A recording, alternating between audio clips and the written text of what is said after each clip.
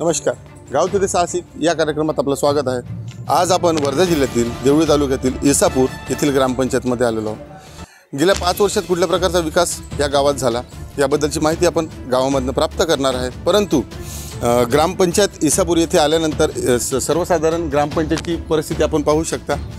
सध्या या कंडिशनला ग्रामपंचायतमध्ये कुलूप लागलेलं आहे। कुलूप या स्वरूपाचा आहे की हा धक्का मारला तर तुरंत निघून जाईल। ग्रामपंचायतीतील सरपंचांनी बऱ्याच प्रमाणात विकासाची कामं येथे गेल्या 1.5 वर्षामध्ये केलेली आहे, परंतु शासनाचे जे कर्मचारी आहेत, ग्रामसेवक, ग्रामसचिव, येथील कर्मचारी वर्ग याचा कुठल्याच प्रकारचं सहकार्य सरपंचांना मिळालेलं नाही असं निदर्शनात येत आहे। इथे आपण बघू शकता या आवारात गुरांचा चारा इथे ठेवलेला आहे। बऱ्याच प्रमाणात अतिक्रमण ग्रामपंचायतच्या हद्दीमध्ये झालेलं आहे। ही जुनी इमारत आहे ग्रामपंचायतची। इथे बऱ्या प्रमाणात अतिक्रमण झालेलं आहे।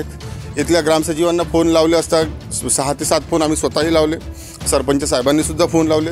कुठल्याच प्रकारचा रिस्पॉन्स ग्रामसचिवाकडनं मिळालेला नाही।